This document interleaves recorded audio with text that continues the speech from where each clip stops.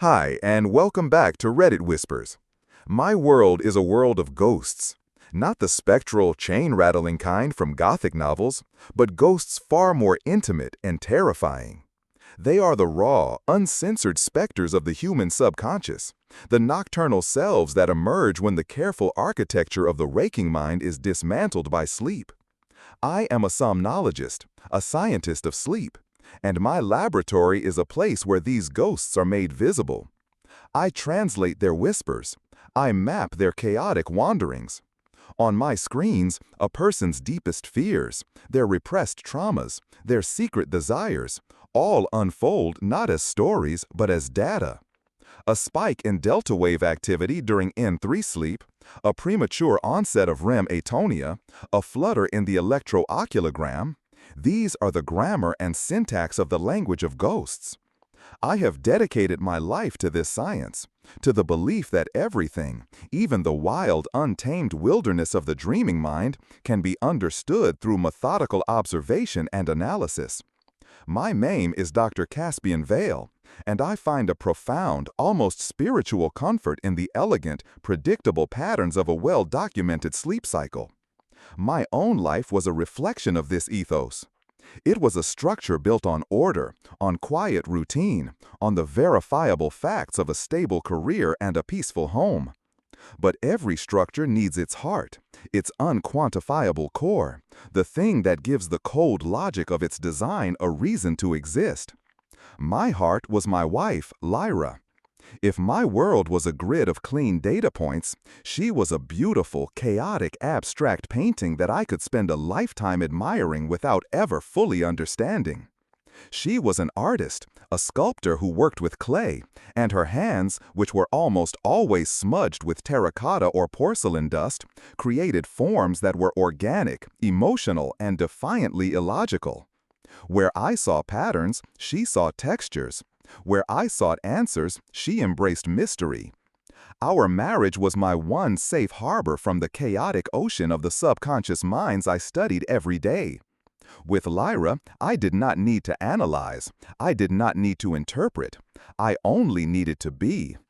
Our love was my one unproven, unprovable, and yet utterly fundamental truth. The first sign that a ghost had entered our own home was subtle. It began with a tremor in the fabric of our nights. Lyra, who had always slept with a deep, peaceful stillness, began to dream. And her dreams were not the gentle, surreal narratives of a healthy mind at rest. They were violent, ragged things. She would thrash in the sheets, her limbs twitching in the throes of some unseen battle. Muffled cries, like the sounds of a cornered animal, would escape her lips.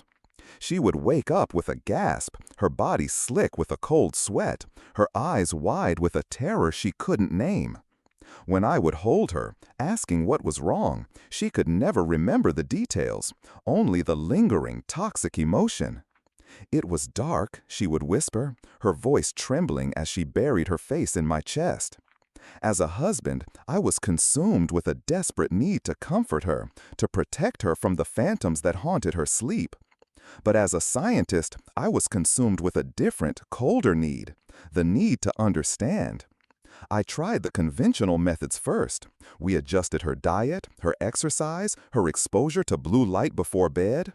I brewed her chamomile tea. I played calming, ambient music. Nothing worked.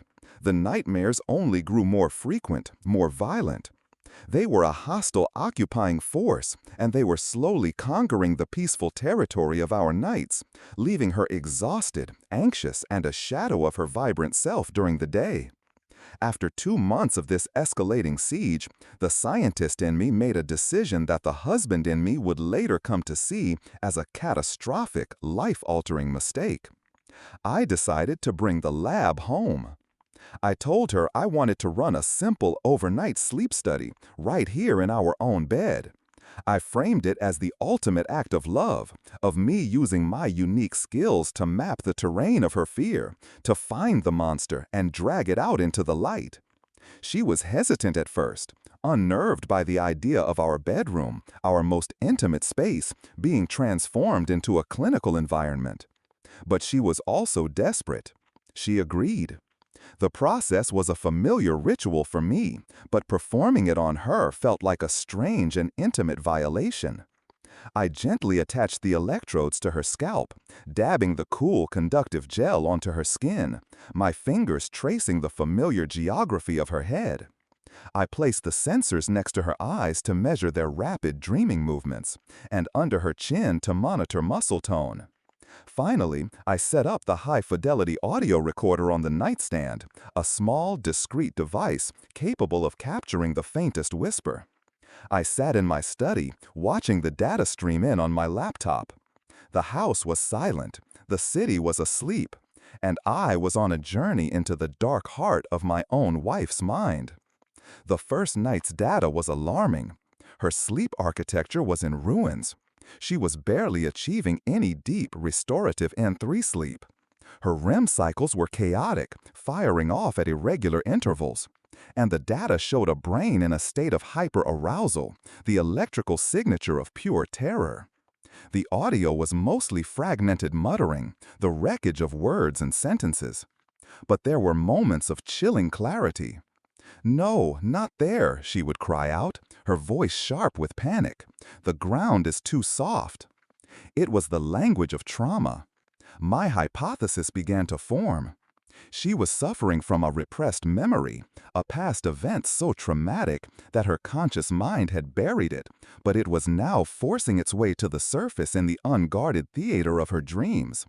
My job was to be the archaeologist, to carefully brush away the layers of time and fear and uncover the truth of what had been done to her. For the next week, I recorded her every night. I became a nocturnal guardian, a scientist priest, keeping vigil over her troubled sleep. The fragments on the audio recordings continued. "You have to turn the wheels," she said one night. "They'll see the tracks." Another night it was, "The smell, God, the smell of the river in the rain." Each phrase was another piece of the puzzle, another clue to the location and nature of this primal scene, this wound that was poisoning her from the inside out. I was so sure of my diagnosis, so confident in my role as the healer, the protector. I was completely, utterly, and damnably wrong. The breakthrough, the moment the world fractured, came on the 8th night. The audio was clearer than it had ever been. She was speaking in a low, conversational tone, not the panicked shrieks of a victim, but the calm, deliberate cadence of someone giving instructions. The words were still slightly slurred by the strange currents of a dreaming mind, but they were there. My usual software could only transcribe the loudest and clearest phrases. But I had been developing something new in my lab, an experimental audio filtering algorithm, a neural network I called Clarity, designed to reconstruct coherent speech from a matrix of ambient noise and subconscious vocalizations. It was a tool for finding the ghost in the static. I isolated the long, murmuring passage of her speech and fed it into the Clarity program. I watched as the complex waveforms on my screen were analyzed, filtered, and reassembled.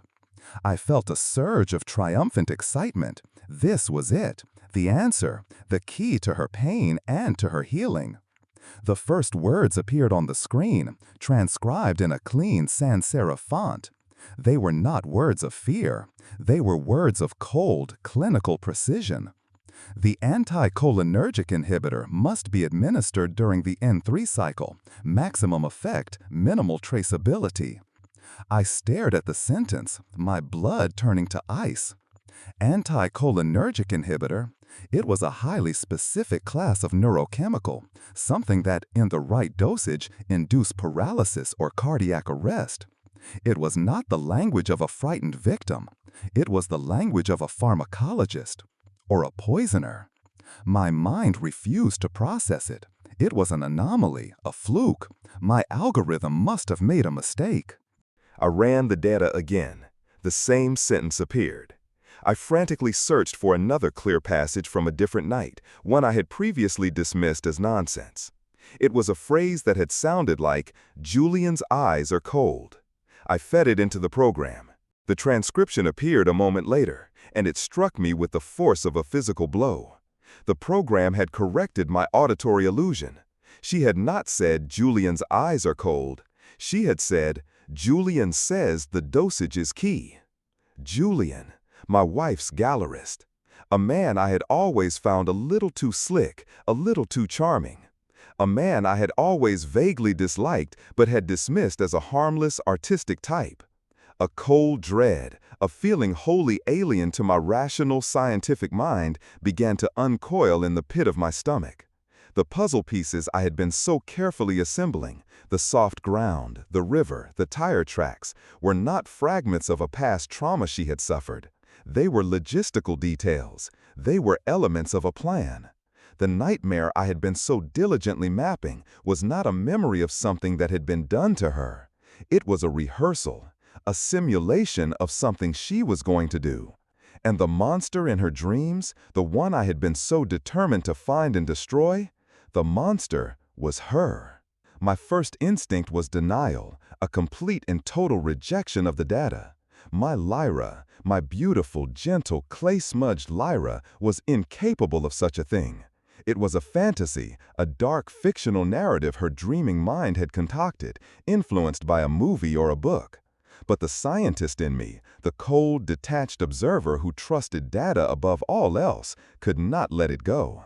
The language was too specific. The details were too precise. This was not a fantasy. This was a workshopping of a methodology.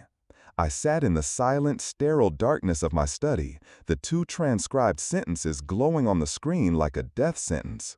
The ghosts I had spent my life studying were no longer just data points on a chart. One of them was in my bed. One of them was wearing my wife's face. And she was dreaming of the perfect way to make me a ghost of my own.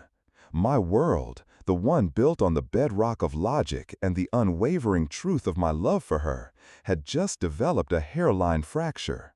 And I knew, with the chilling certainty of an engineer looking at a compromised bridge, that the entire structure was about to collapse.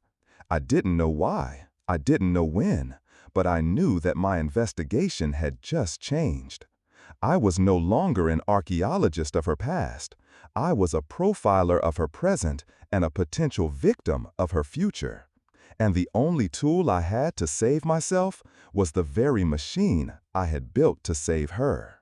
The days that followed that first terrifying revelation were a masterclass in cognitive dissonance. I was living in a state of bifurcated consciousness, a man split into two distinct warring selves. There was the public Caspian, the loving, concerned husband. This version of me would wake up next to Lyra, hold her when she shuddered from the aftershocks of her nightmares, make her coffee, and listen with a feigned, gentle patience as she described the vague feelings of dread that haunted her. I would nod, my face a mask of scholarly concern, and tell her that we were making progress, that the data was helping me to understand her trauma. This performance was the most difficult and most crucial experiment of my life. A single slip, a moment of unguarded suspicion in my eyes, a question that was too pointed, and the entire fragile construct of her trust in me would shatter. And I knew, with a primal, instinctual certainty, that the moment she suspected I knew, my life would be in immediate and mortal danger. Then there was the private Caspian. This was the man who would emerge only in the dead of night, in the silent, sealed laboratory of my study. This man was no longer a husband. He was a counterintelligence operative, and his sole mission was to decode the conspiracy being rehearsed on the pillow next to him. The clarity algorithm became my oracle, my Rosetta Stone for the language of her malice. Night after night I recorded, and night after night I would feed the muffled, dreaming whispers into my machine. And piece by piece, the signal began to emerge from the noise. The name Julian appeared with increasing frequency, no longer a vague mention, but a central character in her nocturnal psychodrama. Julian says the gallery's insurance is not enough. Julian found the spot, right by the old quarry. Julian says to wait until after the spring exhibition. Her dreams were not just rehearsals. They were minutes from a meeting, a series of planning sessions with her lover. The scattered details began to coalesce into a coherent, horrifying narrative. They were planning to kill me. The motive was simple, brutal, and depressingly cliché: money. My life was insured for a significant sum, a policy I had taken out years ago to ensure she would be taken care of if anything happened to me. And Lyra Art Gallery, which I had always believed to be a passion project, was, I discovered through a series of discreet financial inquiries, deeply in debt. My death was not just a crime of passion, it was a bailout. It was a business plan. The spring exhibition she mentioned was a major career retrospective for a famous sculptor, a huge event for her gallery. It was to be her moment of triumph, a triumph I now realized that was to be funded with my life insurance payout. My investigation expanded beyond the bedroom. I had to maintain the illusion of my ignorance, so I couldn't confront her or Julian directly. I had to become a ghost in my own waking life, an invisible observer of the woman I thought I knew. I started paying attention to the small anomalies, the data points in our daily life that I had previously dismissed as insignificant. There were the phone calls she would take on the balcony, her voice a low, urgent murmur. The late nights at the gallery that became more frequent. The new expensive dress she bought, explaining it away as a necessary purchase for a donor event, but that I knew, from our strained finances, we couldn't afford. Each of these was a small lie, a tiny crack in the facade of our marriage, cracks that I now saw led to a single cavernous abyss of deception. I needed to know more about Julian, not the charming, flamboyant art dealer, but the real man. I used a secure, anonymous search engine and my university's deep access research databases to build a dossier on him, Julian Thorne. On the surface, he was a success story. He was a respected figure in the art world, known for his keen eye and his ability to nurture new talent. But as I dug deeper, I found the shadows. He had a history of failed businesses, of partnerships that had ended in bitter, litigious disputes. There were whispers of insurance fraud after a mysterious fire at a previous gallery he had owned. He was a chameleon, a man skilled at creating an illusion of wealth and success while leaving a trail of financial wreckage in his wake. And my wife, my brilliant, artistic Lyra, had become his latest and most ambitious project. The method of my planned demise became clearer with each new recording. It was to be an accident at our remote lake house, a place I loved, a place of peace and solitude that they planned to turn into my tomb. The phrases from her dreams began to make a terrible kind of sense. The ground is too soft. She was talking about where to bury something, or perhaps where to stage the accident. The smell of the river in the rain. Our lake house was on a river. You have to turn the wheels, they'll see the tracks. A clear reference to making a car accident look convincing. And the most chilling detail came one night in a clear, calm, and utterly terrifying sentence that the clarity algorithm rendered with perfect fidelity. The boat's propeller needs to be fouled. Caspian has to go in the water to fix it. That's when the electrical fault in the dock wiring will happen. It was a perfect, diabolical plan. It was deniable. It was tragic. It was an accident that could happen to anyone. An old dock, faulty wiring, a man in the water. Who would ever suspect foul play? They would be the grieving widow and her supportive friend, comforting each other in their shared loss. The scientific detachment I had cultivated for my entire career was the only thing that kept me from shattering. I had to treat this as the ultimate research problem. I had a subject, Lyra, an accomplice, Julian, a motive, money, and a methodology, electrocution. My hypothesis was that they were planning to execute this plan during our annual trip to the lake house for the Memorial Day weekend, just before her big spring exhibition. I had my data. Now I needed to design the experiment that would not only save my life, but would also expose them in a way that was irrefutable. I couldn't go to the police yet. My evidence was still circumstantial, derived from an illegal recording of my wife's subconscious. A good lawyer would shred it. I needed more. I needed physical proof. I needed to catch the ghost, not in the dream, but in the act of laying its traps in the real world. My plan began to form, a counterscript to their murderous play. It would be a plan of quiet observation and carefully orchestrated intervention. I told Lyra that I had to go to a major sleep medicine conference in Boston the weekend before our planned lake trip. It was a lie. There was a conference, but I had no intention of going. This was the bait.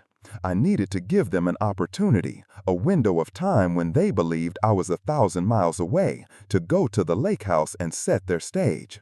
I needed to give them the rope with which they would hang themselves. As part of my performance of the doting husband, I expressed concern about the old dock. "You know, Lyra," I said one evening, with a carefully calibrated innocence, "I've been worried about the wiring on that dock. It's so old. I should probably get up there the weekend before we go, just to check it out, make sure it's safe." I watched her face. Her control was magnificent. A flicker of panic in her eyes, there and gone in a millisecond, replaced by a warm, loving smile. "Don't be silly, darling," she said, her voice smooth as honey. "You have your big conference. You need to focus on that. Julian is actually going to be up near the lake that weekend to see a new artist. He offered to stop by and have his handyman take a look at it for us. Isn't that sweet of him?" It was a moment of pure, crystalline perfection. She had just confirmed everything. She had taken the bait, and in doing so, had handed me the final, crucial piece of my counterplan. They were going to the lake house, and I was going to be there, waiting for them. The days leading up to my conference trip were a strange, surreal dance. I packed my bag. I printed a fake itinerary. We had a loving farewell. I felt like a spy leaving for a mission in enemy territory, and in a way, I was. My enemy was just the woman who kissed me goodbye at the door. I did not go to the airport. I drove 2 hours in the opposite direction, to a small, anonymous town where I had rented a nondescript car for cash. Then I drove to the lake. I didn't go to our house. I went to a small, secluded cabin on the other side of the lake, a place I had rented under a false name, a place with a clear, unobstructed view of my own property. I set up my equipment, not the sleep lab this time, but long-range surveillance gear, a parabolic microphone, a high-powered spotting scope. I was no longer a somnologist. I was a sniper, and I was waiting for my targets to walk into my kill zone. For 2 days, I watched. I watched the house that held all my happiest memories become the set for a horror movie. And on Saturday morning, they arrived. Not in Julian's flashy sports car, but in a beat-up contractor's van. They were dressed not as an art dealer and his lover, but as a working-class couple in jeans and sweatshirts trying to blend in. They thought they were invisible.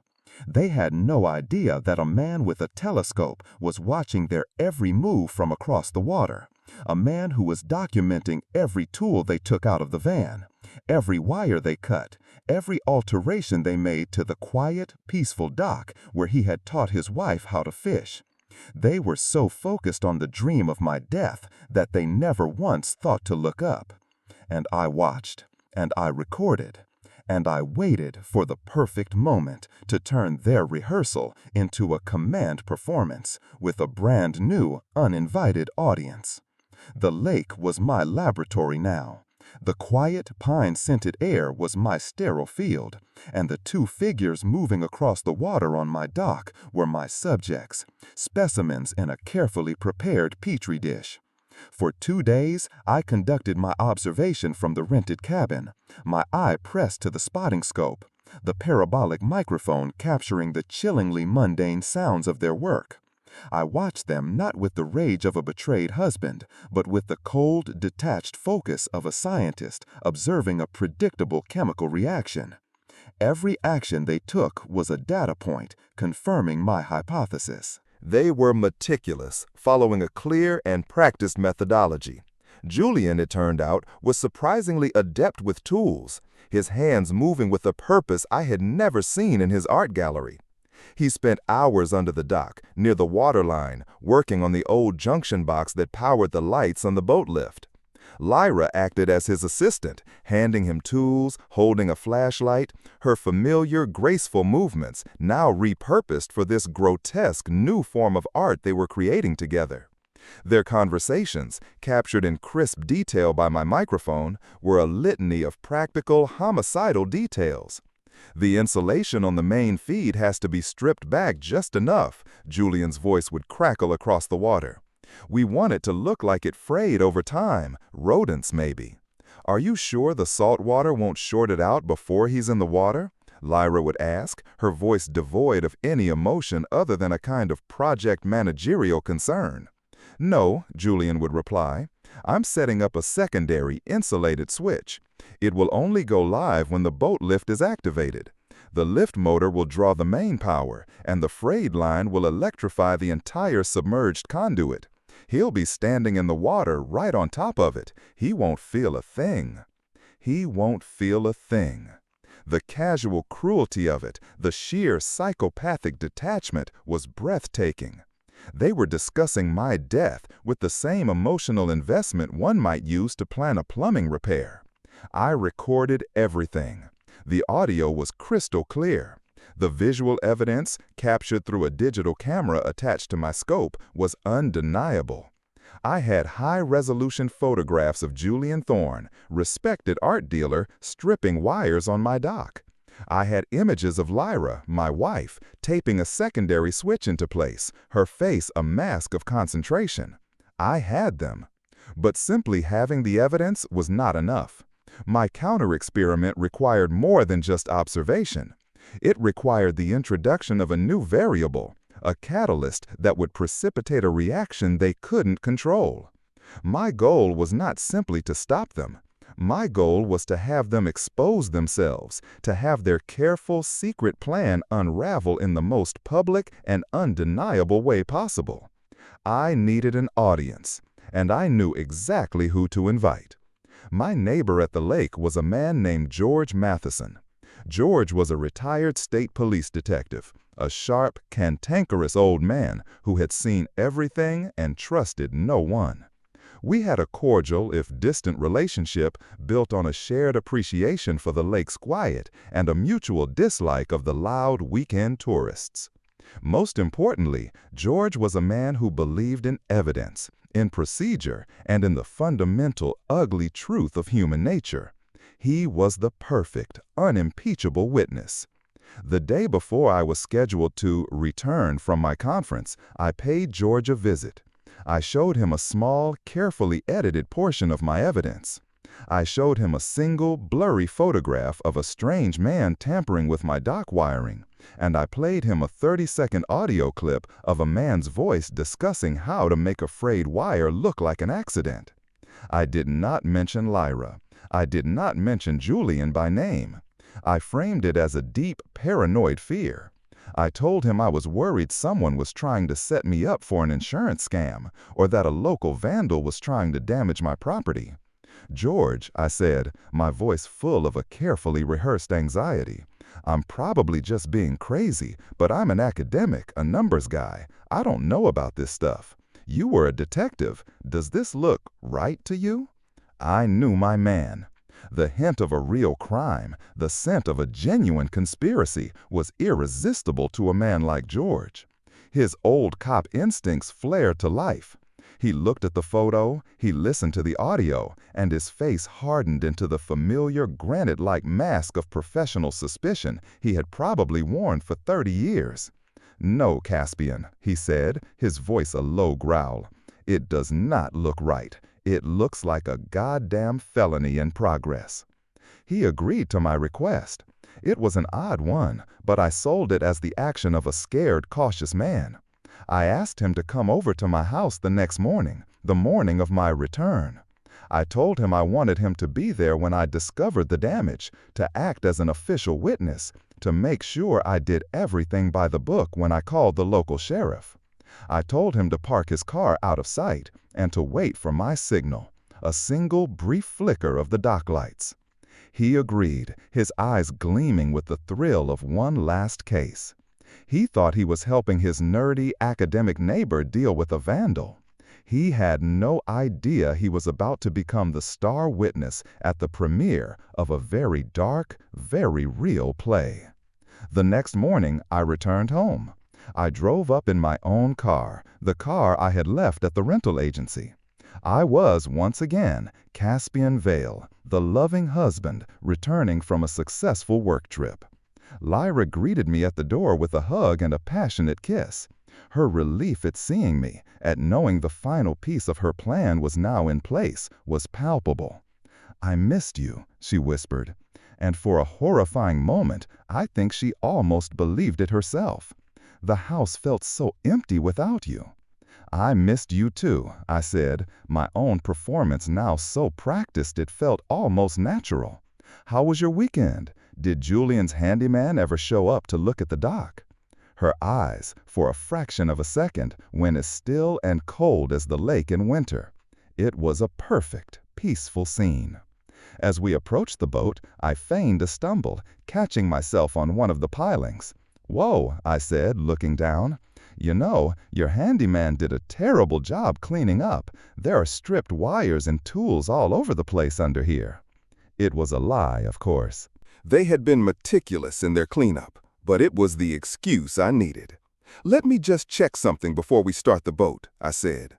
I walked to the edge of the dock, near the boat lift. This was the spot Julian had described, the place where the tampered conduit was submerged, the place where I was supposed to die. I knelt down, pretending to examine the wiring. Lyra stood a few feet behind me, her posture a study in forced casualness. She was watching me with an intensity that was almost a physical force. She was waiting for the next step in her script, the moment I would tell her the boat's propeller was fouled, the moment I would step into the water. I looked back at her, my face a mask of husbandly concern. "You know, darling," I said, my voice loud enough for George's parabolic microphone to pick up across the lake. "The handyman was right. This is a mess. I think I see a big piece of old rope tangled in the propeller. I'm going to have to get in the water to clear it." This was her cue. This was the moment she had been rehearsing in her dreams. I saw her hand subtly move to the small waterproof remote in her pocket, the remote that controlled the boat lift, the remote that would activate the secondary switch and send a lethal current of electricity surging through the water around me. I turned my back to her, presenting myself as the perfect, unsuspecting victim. I took my shoes off. I took my wallet and phone out of my pockets and placed them on the dock. I was playing my part to perfection. "Don't worry," I said, my back still to her. "It's cold, but it'll only take a second." I could feel her presence behind me, the coiled, predatory stillness of a snake about to strike. I could hear the faint, almost inaudible click as she armed the remote in her pocket.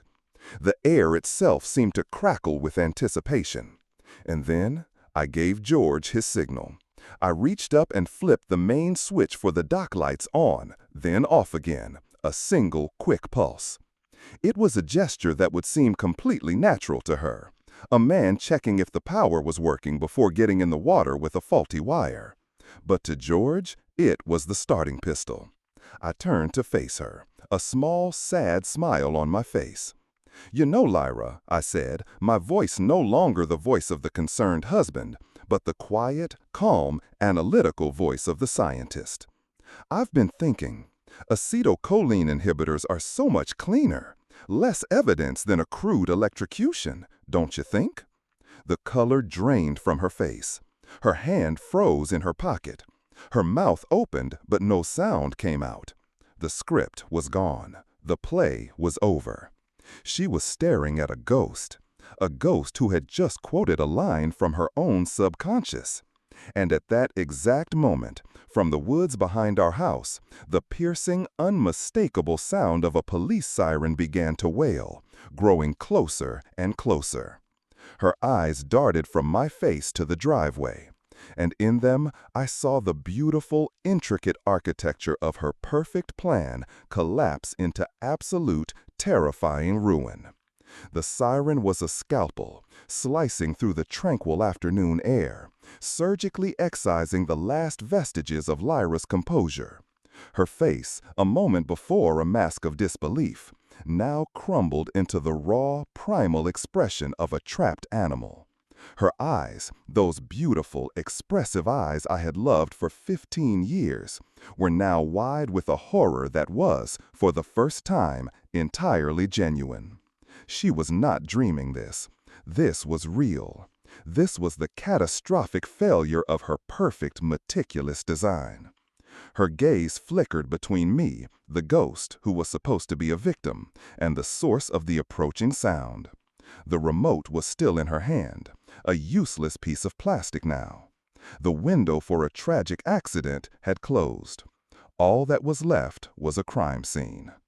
A tall, broad-shouldered figure emerged from the tree line behind the house. It was George Matheson, his retired posture gone, replaced by the rigid, authoritative stance of a man who was once again on the job. He held a phone to his ear. He wasn't calling the police. He was the police, or at least he was their trusted herald. He had seen my signal, and he had made the call. "State Police, ma'am," he said, his voice a calm, booming sound that carried across the water. "I'd advise you to stay right where you are." Lyra was a creature of intellect and planning. Chaos was a variable she had not accounted for. She did the only thing her panicked, overloaded mind could think of. She ran. Not towards the house, where George was blocking the path, but along the shoreline, towards the dense, tangled woods that bordered our property. It was a desperate, animalistic flight.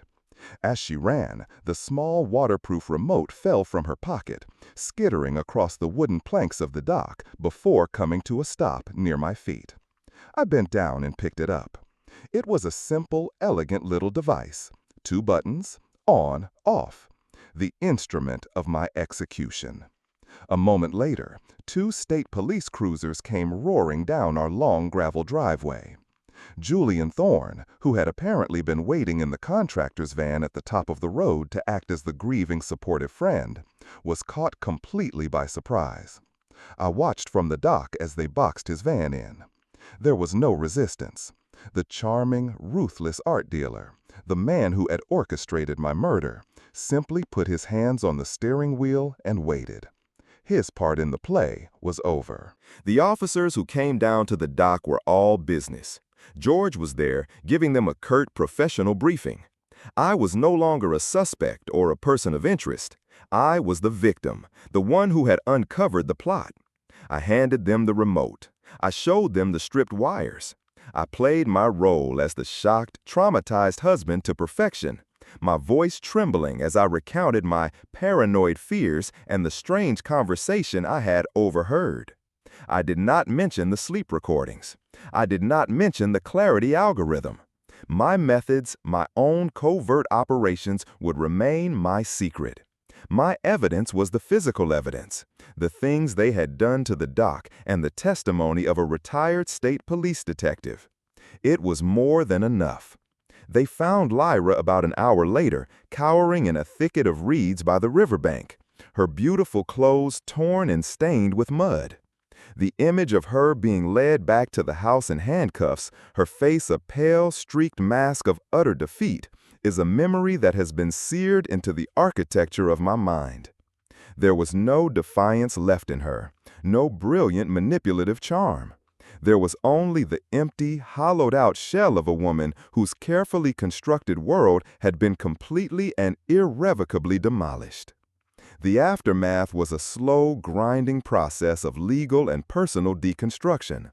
The evidence against them was overwhelming.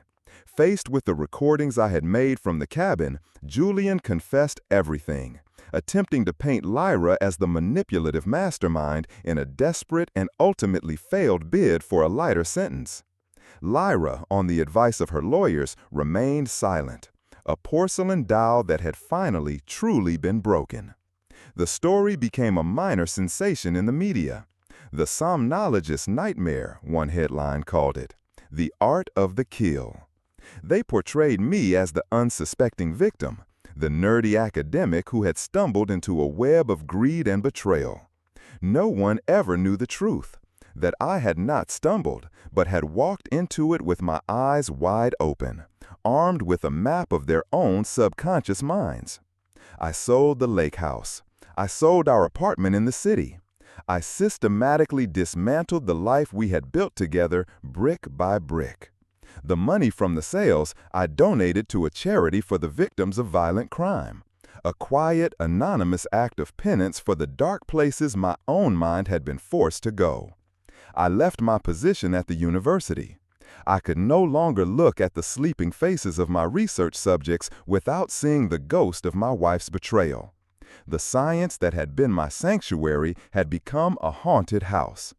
I took the clarity algorithm, my brilliant, terrible creation, and I erased it. I wiped every line of code, destroyed every backup. Some knowledge I had learned was too dangerous to possess. My life now is quiet. I live in a small coastal town under a different name. I spend my days reading, walking on the beach, and listening to the sound of the ocean. It is a simple, analog existence. I have no machines that listen in the night. The only ghosts I live with now are my own memories. Sometimes I think about that final, terrible scene. I think about the choice I made. I could have simply disappeared. I could have taken my evidence and run, leaving them to wonder what had happened. But that was not enough. I needed to see it through. I needed to see the structure of their lives collapse under a stress test of their own making. It was not about revenge, not in the hot-blooded, passionate sense. It was about something colder, more fundamental. It was about the data. It was about proving a hypothesis. My hypothesis was that a system built on a foundation of lies, no matter how beautiful or intricate its design, is inherently unstable. And when confronted with a single, undeniable truth, it will not bend, it will shatter. And I, the quiet, methodical man who believes in the verifiable, predictable nature of the universe, had the privilege of watching that shattering happen in real time. It was the most terrifying and the most satisfying experiment of my life. Thank you for tuning in to Reddit Whispers. We've all faced moments when everything felt broken. What was your turning point? Leave it in the comments, because your experience might be exactly what someone else needs to hear right now.